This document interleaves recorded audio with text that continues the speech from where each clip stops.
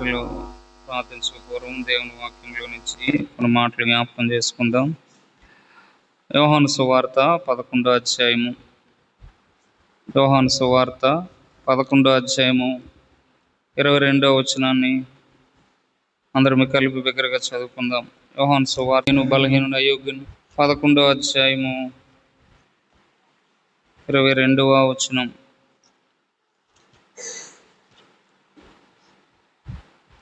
ఇప్పుడైనను నీవు దేవుణ్ణి ఏమడిగినను దేవుడు నీకు అనుగ్రహించినని ఎరుగుదనెను. అలాగే యోహాను సువార్త 16వ అధ్యాయము 23-24 వచనాలు కూడా చదువుకుంటాం. యోహాను సువార్త 16వ అధ్యాయము 23-24 వచనాలు. ఆ దినమున మీరు దేని గురించి నన్ను అడగరు. మీరు తండ్రిని నా పేరిట ఏమి అడిగినను ఆయన మీకు అనుగ్రహించినని మీతో నిశ్చయముగా చెప్పుచున్నాను. ఇదివరకు మీరు ఏమీ నా పేరిట అడగలేదు. మీ సంతోషం పరిపూర్ణమైనట్లు అడుగుడి, మీకు దొరుకును. ప్రభు ఈ మాటలు మన వెనుకలు ఆశీర్వదించి మనతో మాట్లాడునుగాక. ఆమేన్. ప్రభు సహాయం కొరకే ప్రార్థన చేసుకుందాం. పరలోకమందున్న పరిశుద్ధుడైన మా దేవా, నమ్మదగిన తండ్రి, నమ్మకమైన సహాయకుడా, మీ కొందరితో కడిగి పవిత్రపరిచి పలుకుటకు వాక్శక్తిని అనుగ్రహించండి. నా నోట నీ మాటలు ఉంచుతానన్న వాగ్దానం మీరు అక్షరాలను నెరవేర్చి పలుకుటకు శక్తినివ్వండి. నీ ప్రజలందరితో మీరు మాట్లాడి మమ్మల్ని మేము అప్పగించుకొని మీకు అంగీకారమైన ప్రార్థనలు, యాచనలు, విజ్ఞాపనలు మేము చేయనట్లుగా మాకు కృప సహాయం చేయవలసిందిగా యేసు ప్రభు నామములో వందనాలతో ప్రార్థిస్తున్నాను మా పరమ తండ్రి. ఆమేన్.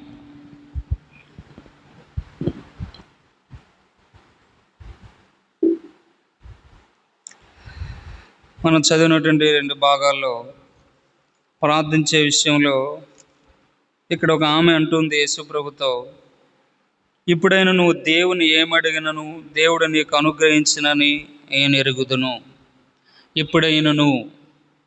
ఎప్పుడైనా దేవునికి మనం ప్రార్థన చేస్తే మన ప్రార్థన దేవుడు అంగీకరిస్తాడు అనేది మనము ఎరిగిన వారంగా ఉండాలి. ఎందుకంటే దేవుని వాక్యం సెలవిస్తూ ఉంది ఎబ్రీ 11:6 ప్రకారంగా, విశ్వాసం లేకుండా దేవుడికి ఇష్టలై ఉండుట అసాధ్యం. ఆయన దగ్గరికి వచ్చేవాడు ఆయన ఉన్నాడనియు తను వెతుకు వారికి ఫలము దయచేయవాడని నమ్మవలను కదా. సో రాత్రి ప్రార్థనకు వచ్చినప్పుడు మన దేవుడు మన ప్రార్థన ఆలకిస్తాడని ప్రాథమికంగా మనం ఎరగాలి. అనేక సార్లు మనం కృషించిపోవడానికి, నీరసించిపోవడానికి, మన బాధలు బలహీనతల్లో మరింతగా కృంగిపోవడానికి కారణం ఏంటంటే, మనం ప్రార్థన చేస్తే ఆలకించే ఆయన ఉన్నాడు, మన ప్రార్థనలకు ఆయన జవాబిచ్చి మన స్థితి మారుస్తాడనే సంగతి తెలియకపోయిన బట్టి మనం ఏం చేస్తూ ఉంటామంటే ప్రార్థించక మన జీవితాలను అనేక రకాలుగా సమర్థించుకుంటాం. అయితే ఇక్కడ ఆమె చెప్పడమే కాదు, యేసుప్రభువు వారు కూడా చెప్పాడు 16వ అధ్యాయంలో ఏం చెప్పారండి ఆయన? ఆ దినమున మీరు దేని గురించి నన్ను అడగరు. మీరు తండ్రిని నా పేరిట ఏమడిగినో ఆయన మీకు అనుగ్రహించినని మీతో నిశ్చయముగా చెప్తున్నాడు. నా పేరిట తండ్రిని మీరు ఏదైనా అడిగితే ఆయన తప్పకుండా మీకు ఇస్తాడు అని. అయితే ఆయన ఇస్తాడు అని మనం ఎరిగినప్పుడు ఆయనకు ప్రార్థన చేయకుండా ఉండలేము. ఆయన్ని ఆశ్రయించకుండా ఉండలేము. కనుక ప్రాథమికంగా మనం తెలుసుకోవాల్సింది, మన దేవుడు ప్రార్థన ఆలకిస్తాడు, మనం ఏది అడిగినా ఇస్తాడు అనేది మనము గుర్తెరిగిన వారుగా ఉండాలి. అయితే ఆయన ఏది అడిగినా ఆయన అడగమంటున్నాడు. కింద ఏం చెప్పాడు? మీ సంపూర్ణం పరిపూర్ణమగినట్లు అడుగుడి, మీకు దొరుకును. ఇవ్వడం మాత్రమే కాదు, మన సంతోషం పరిపూర్ణమయ్యేంత వరకు ఇస్తాడంట. అయితే ఎలాగ అడగాలి, ఏ విషయాల గురించే అడగాలి అనేది దాని గురించి మనం గ్రహింపు కలిగి ఉండాలి. అడగటం అంటే ఏది పడితే అది అడగటం కాదు, ఎట్లా పడితే అటు అడగటం కాదు. ఆయన ఏం ఉద్దేశిస్తూ ఉన్నాడు, ఆయన ఎలాంటిదైతే ధారాళముగా ఆయన ఇస్తానన్న దానికి నిలబడి ఉంటాడు, దాన్ని మనం గ్రహించి వాటిని ప్రభు దగ్గర నుంచి మనం అడిగి పొందుకునేవారుగా ఉండాలి. వాటిని మనం పొందుకున్నప్పుడు మిగతావన్నీ ఆటోమేటిక్గా అవే వస్తాయి అన్నమాట. ఎందుకంటే ప్రాథమికంగా ఆయన ఇష్టమైనవి అడుగుతున్నప్పుడు, అవి మనం పొందుకుంటున్నప్పుడు మిగతా అన్నీ కూడా ఏమవుతాయి, సంపూర్ణం చేయబడతాయి. అయితే ప్రాథమికంగా ఇప్పుడు ఏమి అడగాలి అనే విషయానికి వస్తే కొన్ని సంగతులు మనం చూద్దాం రండి. యోవేలు గ్రంథం 2వ అధ్యాయం 12వ వచనం. యోవేలు గ్రంథం 2వ అధ్యాయము 12వ వచనం. ఇప్పుడైనను మీరు ఉపవాసం ఉండి కన్నీరు విడిచుచు దుఃఖించుచు మనఃపూర్వకంగా తిరిగి నా యుద్ధకు రండి, ఇదే యెహోవా వాక్కు చాలని. ఇప్పుడైనను మీరు ఉపవాసం ఉండి, ఇప్పుడైనా రండి అంటున్నాడు. దేని కొరకు రావాలి అంటే, ఇక్కడ ఇశ్రాయేలు ప్రజలు వారి యొక్క పంటలన్నీ కూడా నాశనం అయిపోతూ వచ్చినాయి. ఆ పంటలన్నీ కూడా ఏం తినేసి వచ్చినాయంట? 4వ వచనంలో, 1వ అధ్యాయం 4వ వచనంలో అంటున్నాడు, గొంగల పురుగులు విడిచిన దాన్ని మిడతలు తినివేసి ఉన్నవి, మిడతలు విడిచిన దాన్ని పసర పురుగులు తినివేసి ఉన్నవి, పసర పురుగులు విడిచిన దాన్ని చీడ పురుగులు తినివేసి ఉన్నవి. అంటే వారు అన్ని విషయాల్లో నష్టపోతూ ఉన్నారు. అన్ని విషయాల్లో వారి పంటను, వారి సమృద్ధిని వారు ఏమవుతున్నారు? కోల్పోతూ ఉన్నారు. అయితే ఇట్లాంటి పరిస్థితుల్లో ఇప్పుడైనా మీరు రండి. ఎక్కడికి రావాలి, ఎందుకు రావాలి అంటే, ఆ యొక్క స్థితికి కారణం ఏంటో, ఆ స్థితిలో ఉండడానికి కలగాల్సిన పరిస్థితులు ఏంటో అవి ఎరిగి వాటిని బట్టి నా దగ్గరికి రండి అంటున్నాడు. ఇశ్రాయేలు ప్రజల యొక్క పంటలు పాడైపోవటానికి, పసర పురుగులు తినేయడానికి కారణం ఏంటి అంటే, ఇర్మీయా గ్రంథం 5వ అధ్యాయం 25వ వచనంలో అంటాడు. చూడండి, ఇర్మీయా గ్రంథం 5వ అధ్యాయం 25వ వచనం.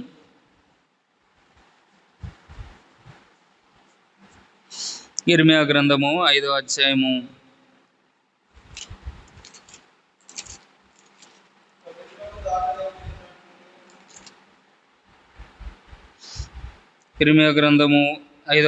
5వ వచనం.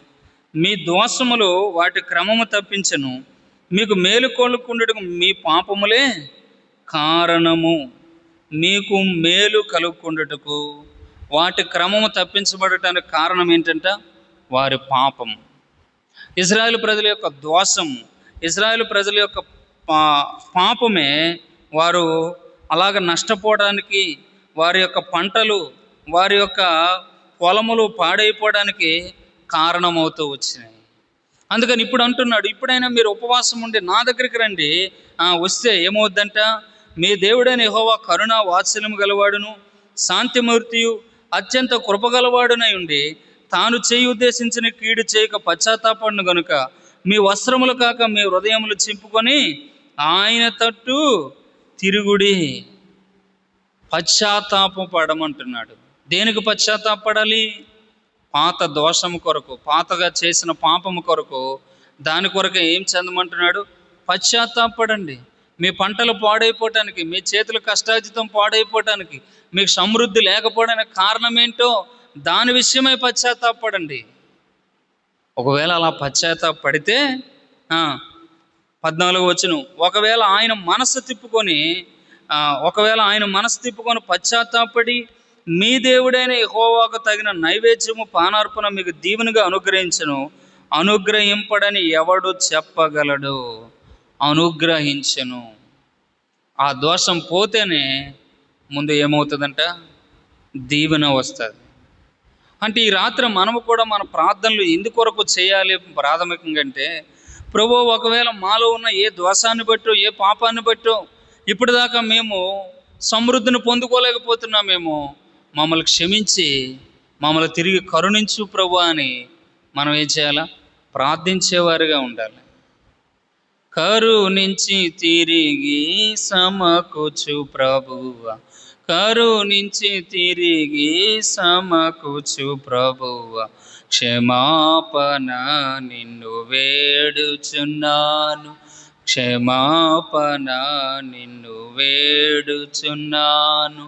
పసరు గొంగలి చీడ పురుగులు, పసరు గొంగలి చీడ పురుగులు నాశము చేసిన పంటను కూర్చుమ, నాశము చేసిన పంటను కూర్చుమ, దేవా నీవు సమకూర్చుము.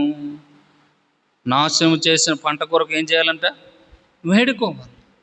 మనము ఏది ముందు ఎరగాలంటే మన దోషాలు మనం ఒప్పుకొని, మన అతిక్రమాలు, మన యొక్క బలహీనతలు ఆయన ఎదుట ఒప్పుకునేటట్లుగా మనం పశ్చాత్తాపడితే తప్పకుండా ఆయన దీవెన అనుగ్రహిస్తాడు. యెషయా 59 మొదట్లో మనం అదే చదువుతాం కదా, రక్షింప నేరకున్నట్లు యెహోవా హస్తము కొరచ కాలేదు, ఇంకా విననేరకున్నట్లు ఆయన చెవులు మందము కాలేదు.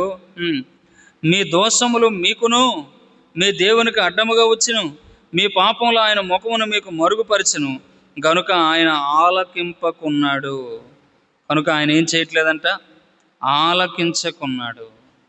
కనుక మనం ప్రాథమికంగా మనకు ఎందుకు ప్రార్థనకు జవాబు రావట్లేదు? ఏది అడిగినా ఆయన ఇస్తాడని మనకు తెలుసు కదా, మరి అడుగుతూ ఉంటుండగా ఆయన ఎందుకు ఇవ్వట్లేదు అనే దాని కొరకు ముందు మనం ఏది అడ్డంగా వస్తూ ఉంది, ఏది మనల్ని ఆయనకు దూరం చేస్తూ ఉంది, దేవుని ఆశీర్వాదాలకు మనల్ని దూరం చేసేది ఏంటి అని ప్రభు దగ్గర పశ్చాత్తాపడి అడిగేవారుగా ఉండాలి.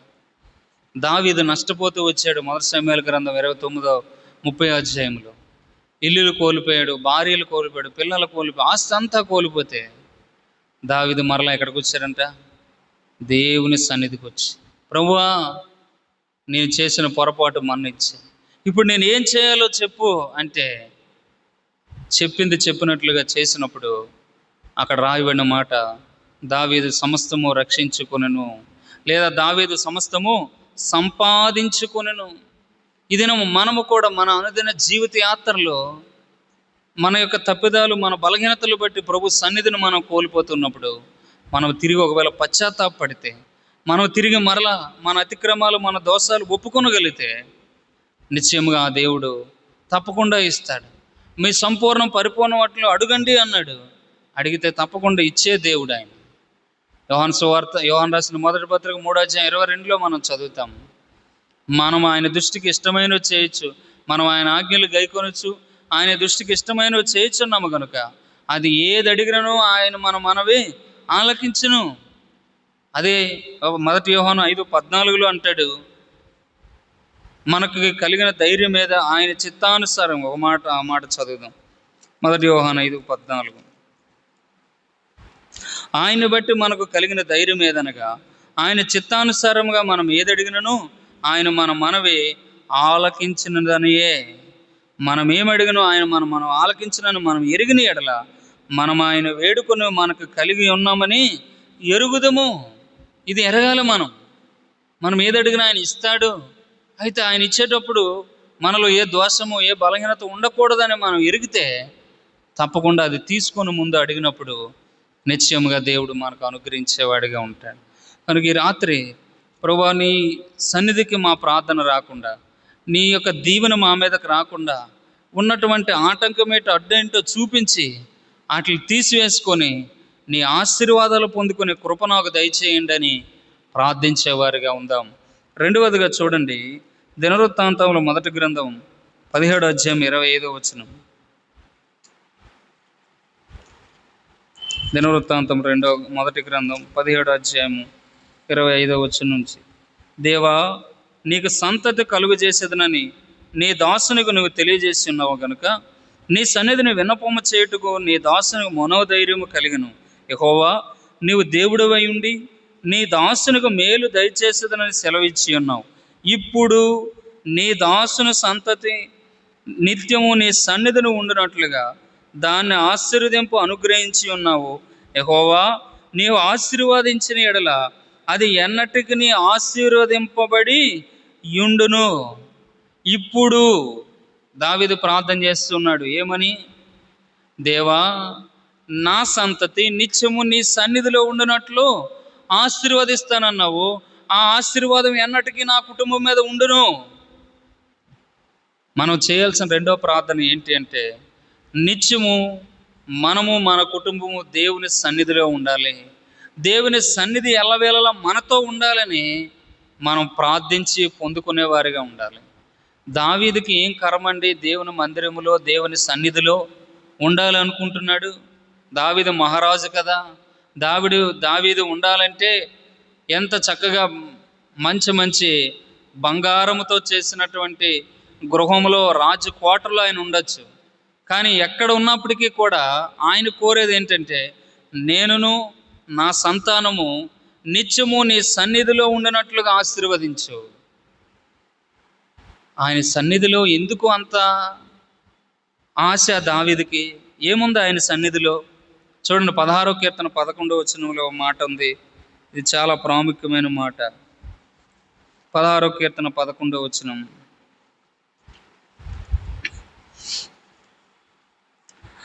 నీ సన్నిధిని సంపూర్ణ సంతోషము కలదు, నీ కుడి చేతిలో నిత్యము సుఖములు కలవు. నీ సన్నిధిని సంపూర్ణ సంతోషము కలదు.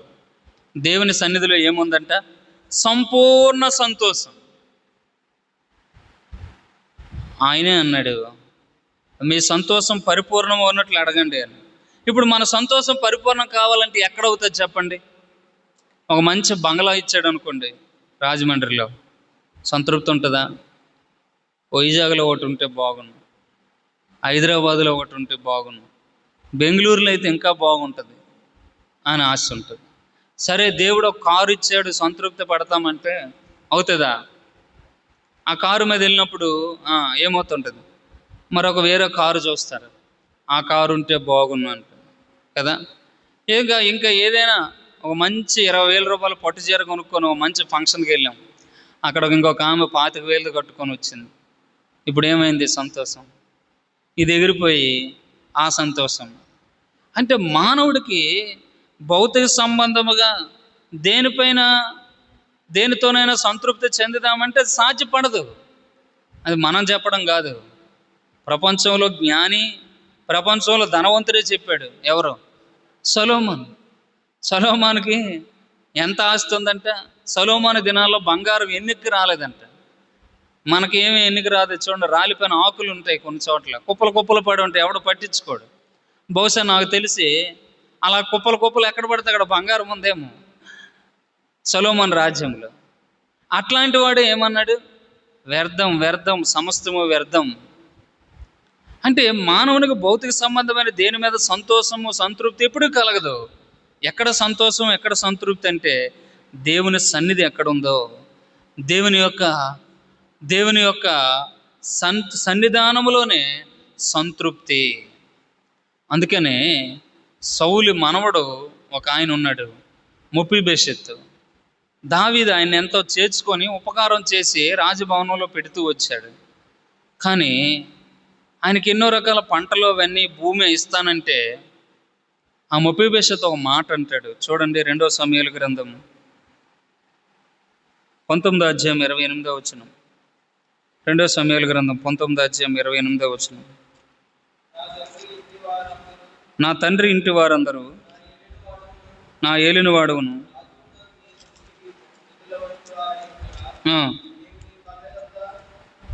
నీవు నీ బల్ల యొద్ద నీ దాసునైన నన్ను చేర్చితివి, కాబట్టి ఇకను రాజువైన నీవు నీకు మొరపెట్టడం నాకేమి న్యాయమని అనగా, రాజు నీ సంగతులను ఇవిక ఎందుకు ఎత్తుదువు? నీవును సేబాయిన భూమిని పంచుకోమని ఆజ్ఞ ఇచ్చాను కదా నేను. అందుకు మెఫీబోషెతు, నా ఏలిన వాడకు నీవు నీ నగరికి తిరిగి క్షేమముగా వచ్చి ఉన్నావు కనుక అతడు అంతయు తీసుకొని వచ్చును. ఏమంటున్నాడు? ఎందుకు మెఫీబోషెతు బాధపడతావు? నీ తండ్రి భూమి నీవును ఆ సేబా అనువాడు పంచుకోమని నేను ఆజ్ఞ ఇచ్చాను కదా అంటే, మెఫీబోషెతు అంటాడు, భూమి నాకెందుకయ్యా? ఎందుకు పనికిరాని నన్ను నీ బల్ల దగ్గర చేర్చావు, నీ రాజ్యభవనంలో ఉంచావు. నువ్వు తిరిగి రాజు సన్నిధికి నువ్వు వచ్చావు కనుక నీ సన్నిధిలో నిత్యము నేను ఉంటే చాలు. ఆ భూమి నాకు అక్కర్లా, ఆ ఆస్తి నాకు అక్కర్లా, ఇంకేది నాకు అక్కరలేదు అని ఎంత ఆశ చూడండి. రాజు కోటలోని ఏమైనా కొదువు ఉంటుందా? నాకు తెలిసి ఒకవేళ మెఫీబోషెతు రాజు కోటను కాకుండా భూమినే కోరుకున్నాడు అనుకోండి, ఏమవుతుంది? తెల్లారితే వెళ్ళి ఆ భూమి దగ్గర పని చేయాలా, ఎవరి చేత పని చేయించాలా, పని చేపిస్తే ఆ పక్కనున్న ఆడు సేబా అనేవాడు మంచోడు కాదు, ఆడు పరమ దొంగ. ఇలాగ రకరకాలవన్నీ ఉంటాయి. ఎందుకు ఆ యాతన? ఆల్రెడీ ఈయనకేమో కాళ్ళు లేవు, కుంటువాడు. అయితే ఆయన కోరుకున్నది ఏంటి? రాజభవనంలో ఉంటే చాలు కదా. రాజభవనంలో ఉంటే రోజుకు 30 రకాల మాంసము, 30 రకాల మటన్ అన్నీ పెడతారు. కుంటోడికి ఇంకేం కావాలా? ప్రశాంతంగా రాజభవనంలో ఉంటూ, ఆ రాజభవనంలో ఉన్నవన్నీ ఆనందిస్తూ, ఆ రాజు యొక్క సన్నిధిని సంతోషిస్తూ. అంటే నా తలంపు ఏంటంటే, ఒక భౌతికమైన భూ సంబంధమైన రాజు దగ్గర ఉండడానికే ఆ వ్యక్తి అంత ఆశపడితే మనకెంత ఆశ ఉండాలా? మన రాజు రాజులకు రాజు, ప్రభువులకు ప్రభు. ఏదో దావీదు కొన్ని సంవత్సరాలే ఇశ్రాయేలు 40 సంవత్సరాలే రాజుగా ఉన్నాడు, కానీ ఈ రాజు నిరంతరము ఉంటాడు. ఆ రాజు దావీదు కొన్ని రోజులు ఆ మొఫీబోషెతును విడిచి అరణ్యానికి వెళ్ళిపోవాల్సి వచ్చింది, కానీ ఈ రాజు ఎక్కడికి వెళ్తాడా? వెళ్ళడు. ఆయన మనతో నిత్యం ఉండాలని ఆశపడుతూ ఉన్నాడు. కనుక ఆయన సన్నిధి మనతో ఉండినట్లు, మన కుటుంబాలు ఆయన సన్నిధిలో ఉండినట్లుగా మనం ప్రార్థించి దాన్ని పొందుకుంటే అది ఎంత ధన్యత. సొలొమోను దగ్గరికి బహు దూరం నుంచి సొలొమోను చూడటానికి ఒక దేశపు రాణి వచ్చింది, శాబా దేశపు రాణి. ఆ రాణి సొలొమోను దగ్గర ఉన్నటువంటి వస్తువులు, సొలొమోను కట్టించిన బిల్డింగులు, సొలొమోను కట్టించినటువంటి సమస్తాన్ని చూచింది. ఆయన చెప్పే జ్ఞాన వచనాలు మాటలు వింటూ అంటది, అయ్యా నీ దాసులు గొప్పవారయ్యా, నీ పాదాల దగ్గర కూర్చొని నీ నోటి మాటలు వింటున్న నీ దాసులు గొప్పవారు. ఒక రాణి అంటూ ఉంది, ఒక రాజు పాదాల దగ్గర కూర్చున్న వాళ్ళు గొప్పవారని. అయితే ఆ రాజుకు జ్ఞానం ఇచ్చిన వాడు మన ప్రభు, ఆ రాజుకు శక్తినిచ్చింది మన ప్రభు. ఆయననే మనం కలిగి ఉంటే, ఆయన సన్నిధిలోనే మనం ఉంటే. సొలొమోను ఎక్కడ నుంచి పొందుకున్నాడు జ్ఞానం? ఆయన్ని అడిగే కదా, ఆయనే కదా ఆ జ్ఞానం ఇచ్చింది. మరి ఆ జ్ఞానం ఇచ్చినటువంటి ప్రభు సన్నిధి మనతో ఉంటే మనం ఇంకెంత ధన్యులం. కనుక ఈ రాత్రి మన ప్రార్థన భౌతిక సంబంధమైన వేటేటు కొరకు కాదు. రాజు పక్కన మనం ఉంటే ఇంక మనకేం కొదువా? ఏమండి, రాజు కోపపడినా కూడా కొదువు ఉండదు. దేనికి? దెబ్బలకి. రాజు తలుసుకుంటే కొరడా దెబ్బలకు కరువు ఉండదు అంటారు కదా. రాజుని అనుకూలంగా మనం ఉంచుకుంటే ఏ కొదువా ఉండదు. ఒకవేళ రాజుకు అనుకూలంగా ఉంటే, అదే 2వ కీర్తనలు అంటాడు, కుమారుణ్ణి ముద్దు పెట్టుకోనండి, లేకపోతే అతడు కోపించను. ఆ కుమారుడే ఈ రాజు, ఆ కుమారుడే ఈ ప్రభు. తన సన్నిధిలో ఉండే ధన్యత మనకిచ్చాడు. దావీదు అదే అంటున్నాడు, అయ్యా నాకు రాజరికం ఇచ్చావు, గొర్రెల సాలలో నుంచి నన్ను తీసుకొచ్చి నా సంతానం నిత్యము నీ సన్నిధిలో ఉంటానని ఆశీర్వదించావు. ఆ ఆశీర్వాదం నిత్యము నా కుటుంబం మీద ఉన్నట్లుగా నాకు సహాయం చేయి ప్రభా. ఇంతకంటే నేను నీ దగ్గరకు వచ్చి ఏం అడగగలను? ఎంత చక్కని మాట చూసారా? ఆ మాట ఏమన్నాడు? ఇంతకంటే నిన్ను అడుగుట్టుకు నేను ఏమి ధైర్యం నాకుంది. కనుక మనం ఏది అడిగినా ఆయన ఇస్తాడని మనం ఎరిగినప్పుడు, మొదటిగా మన బలహీనతలు, మన అవిధేయతలు బట్టి, మన దోషాలు బట్టి కలిగిన నష్టాన్ని బట్టి వచ్చినటువంటి దానిని మనం పశ్చాత్తాపడి దాన్ని సమకూర్చుకునే వరకు అడగాలి. రెండవదిగా నిత్యము ఆయన సన్నిధి మనలో ఉండేటట్లుగా. అది ఉంటే ఏది అసాధ్యం ఉండదు. చాలాసార్లు మనం అనుకుంటాం ఇది జరుగుతుందో జరగదో, ఇది చాలా కష్టమైనది కదా అని. కానీ దేవునికి అసాధ్యమైనది ఏది లేదు. అదే చెప్పాడు మరియతో, మరియా నీవు నమ్మిన ఎడల దేవుని మహిమ చూచెదవు అని. ఆ 4 దినాలు సమాధిలో ఉన్నవాడిని బయటకు తీసుకొచ్చారు. మనం అంతకంటే గొప్ప ఏ సమస్యలో ఏమి ఉండేవారం కాదు. మనకు అంతకుమించే అంత సమస్యలు ఏమి లేవు. 4 దినాలు సమాధిలో ఉన్నటువంటి పరిస్థితులు ఏమైనా ఉన్నాయా? అయితే అలాంటి 4 దినాలు సమాధిలో ఉన్నవాడిని బయటకు తెప్పించిన దేవుడు మన సమస్యల నుంచి విడుదల ఇవ్వలేడా? మన స్థితిగతుల నుంచి మార్పు తీసుకురాలేడంటే తప్పకుండా తీసుకొస్తాడు.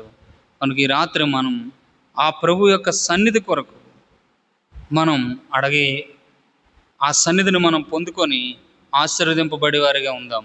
యాకోబు ఆ రాత్రి అడిగాడు, నువ్వు ఆశీర్వదించితేనే కానీ నిన్ను పోనీను. ఇదేనా మనం కూడా ఆశీర్వాదం కొరకు ప్రార్థన చేయాలి. అయితే కొన్నిసార్లు ఆయన మనం ఏది అడిగినా ఇస్తాడని తెలిసినా కూడా కొన్నిసార్లు మన ప్రార్థన ఎలా ఉంటుంది అంటే యాకోబు చక్కగా చెప్పాడు చూడండి. 4వ అధ్యాయం 1వ వచనం నుంచి. యాకోబు రాసిన పత్రిక 4వ అధ్యాయం 1వ వచనం.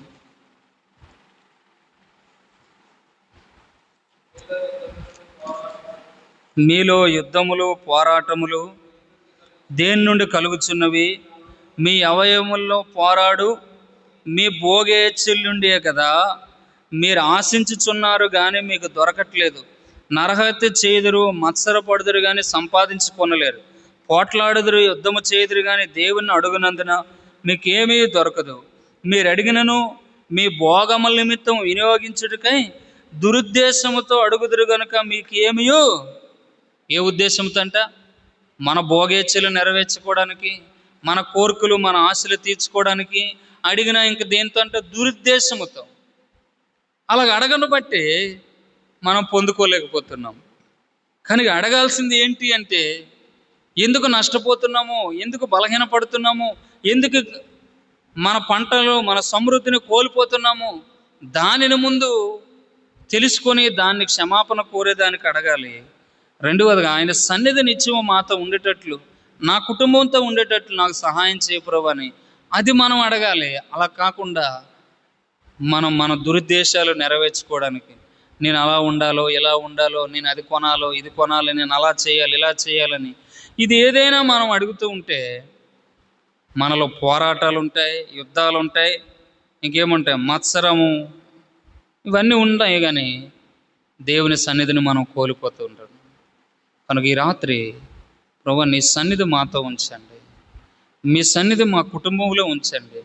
నిత్యము మేము మా సంతానం వారు అందరూ కూడా నీ సన్నిధిలో ఉండే భాగ్యము దయచేయండి అని మనం అడిగినప్పుడు తప్పకుండా ఇస్తాడు. ఎందుకనగా ఇప్పుడైనను దేవుణ్ణి ఏది అడిగినా ఇవ్వను ఇచ్చినా అని నాకు తెలుసు, నేను ఎరుగుదును అంటుంది మరియా. అదే మనము కూడా అడగాలి, మనము కూడా అదే తీర్మానానికి రావాలి. ఇప్పుడైనా మనము ఏది అడిగినా ఆయన ఇస్తాడు. అయితే ఆయన ఇవ్వటానికి ముందు నా దోషాలు అడ్డం వస్తున్నాయేమో, ఆయన సన్నిధిని నేను కోల్పోయానేమో, దాన్ని సరిచేసుకొని అడుగుతానని తీర్మానం మనం కూడా చేసుకుంటే నిశ్చయముగా ఆ ప్రభు మన ప్రార్థనలు ఆలకించి మనకు సమృద్ధి ఇచ్చేవాడిగా ఉంటాడు. అటు కృప దేవుడు మనకు దయచేయను గాక.